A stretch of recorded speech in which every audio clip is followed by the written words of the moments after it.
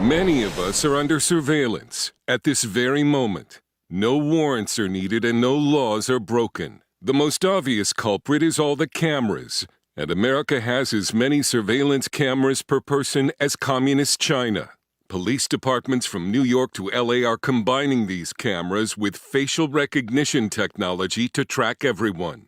You're also giving away your personal information about where you are, what you like, even about your mental health, without even realizing it. Every click, purchase, and like is harvested and sold for profit by data brokers, feeding a growing digital advertising market that is close to $1 trillion in value. Even your car tire sensors allow you to be tracked. Byron Tao is the author of Means of Control. A lot of that data ends up in the hands of data brokers, and those data brokers make that data available for sale to researchers, to marketers, to companies, and even to governments. So it's very, very difficult to escape the kind of logging and surveillance that modern technology brings along with it. It's being called surveillance capitalism. The internet is now a prison. It's a surveillance prison. It is owned and operated by private capital. They want access to our contacts. They want access to our calendars. Well, lots of app developers take that information and they suck it up. They vacuum it up. They know who your friends are. They know where you go.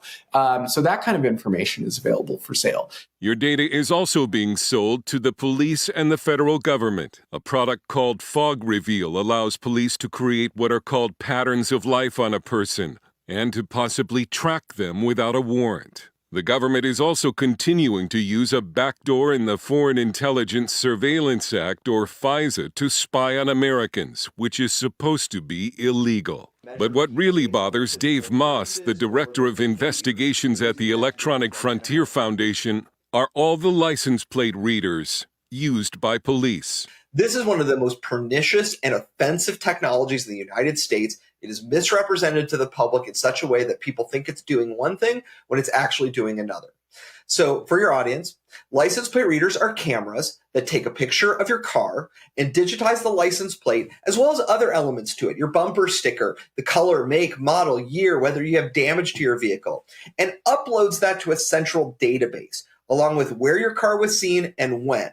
So a police officer can sit down at a computer and type in your license plate and see everywhere across the country that your vehicle was caught on camera, sometimes going back years and years and years. The license plate reader went off on it and said it was a driver's license restraint. So it looks like on here, so she has a suspended driver's license. That can be on any screen on the computer, and if it hits on a license plate, it'll pop up. It doesn't matter whether you are tied to a crime or not, they're capturing it on everyone. And that allows them to track you in real time. They can add you to a watch list and just watch you and get alerts every time you pass a camera. A Duke University study found that data brokers are also selling lists of people with depression, anxiety, bipolar disorder, and PTSD, all harvested from medical apps and websites. Constitutional attorney John Whitehead says this is all a clear violation of the Constitution's ban on unreasonable searches and seizures. The Fourth Amendment's dead because on their phones and their laptops, they have all this information on you. It's called predictive policing, and they're watching everything people are doing. There have been some ingenious attempts to thwart facial recognition, however, none of these work. The surveillance of Americans is an issue that should unite both the political right and left, because we're all losing an important constitutional protection. If you care about something, then you should be worried about surveillance. I don't care what the issue is that you care about. It could be gun rights. It could be the rights of Palestinians. If you care about something, surveillance is going to harm your rights. We asked the FBI if it's still buying the data of Americans. It did not respond. The question is, can Americans roll back the surveillance state when data harvesting is now such a large part of the economy and so little is being done to stop it? The issue has been raised on Capitol Hill, but a new law this year only protects Americans' data from being sold to some foreign governments. Tao says consumers need to realize that most of the apps on their phone are trying to gather data to be sold.